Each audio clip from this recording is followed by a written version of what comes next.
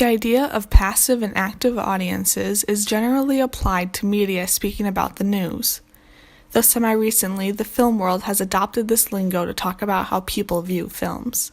Passive viewers observe a film and what it means on the surface. What the film communicates explicitly is what they take away from it.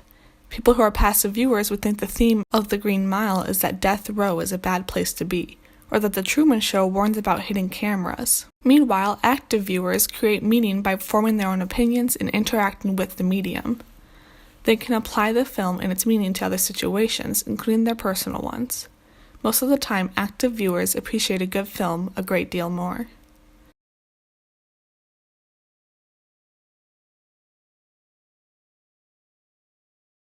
One, put away all distractions and pay attention. This is mostly for when you're watching films at home, at a friend's house, etc. Basically anywhere that isn't a movie theater, a place that forces you to focus on the film. Put your phone across the room and close your computer. Also keep the remote control handy. Always pause when you're at all distracted. An innocent check can easily turn into an hour-long Pinterest or YouTube binge. In short, pay attention. 2. Understand a character's motivations and what is going on within the scene. A very easy scene to do this with is this one in Alfred Hitchcock's Psycho. Norman's motivation is not to be caught for committing murder, so he wants to erase all evidence of the crime. What's going on is he's getting rid of his murder victim's car. Simple. Now try it with this scene from The Shining. Don't hurt me! I'm not gonna hurt you.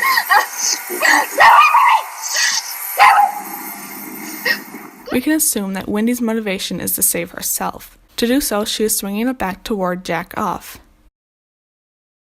3. Take note of small details. This step is only useful if you follow the next 2 steps as well. For example, here are the notes I took from watching Whiplash just once from my previous video essay. Every note does not need to be revolutionary. You could write down poster in his room or Buddy Rich video, and it could mean nothing. It doesn't matter, just take note of details. 4. Research. Watch the scene from Noah Hawley's television show Legion.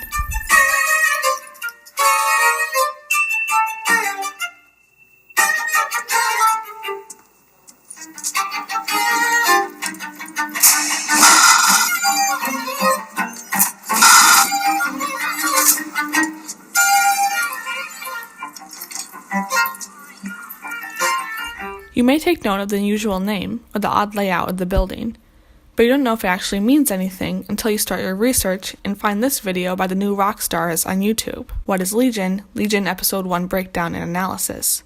Is Clockwork Psychiatric Hospital, which is a clever reference because everyone in this hospital wears orange. And A Clockwork Orange is a famous film by Stanley Kubrick about a similarly disturbed man who undergoes extreme psychological treatment.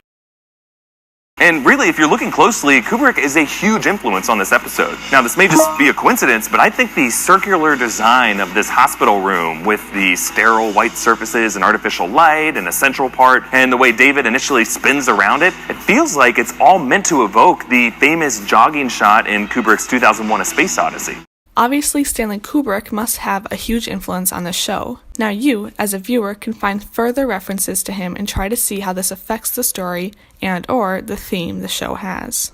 Or maybe if you're researching Ferris Bueller's Day Off, and you find that the first screening of the film resulted in no laughs, leading to a 2-week-long editing period where the entirety of the film was revised. With this information, you know to look further into your notes on how the film was edited. Or if you're not big into researching into a film, I would at least argue that you need to research the level of detail you can expect from the creators of the film.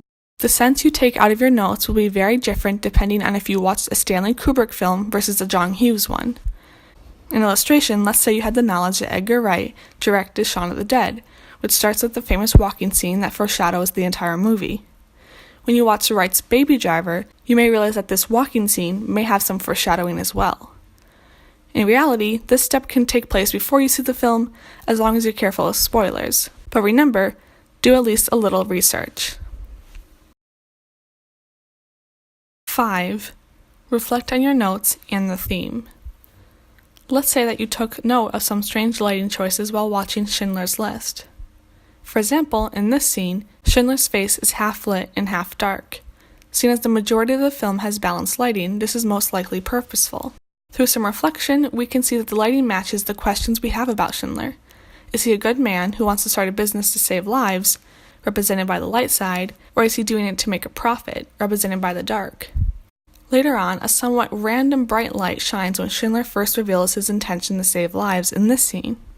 As viewers, we now know that Schindler's development can be tracked through the light that he's cast in. You should attempt to reflect on and add further context for at least a few of your notes. Not only will it lead to a better appreciation for the film, but a better understanding as well.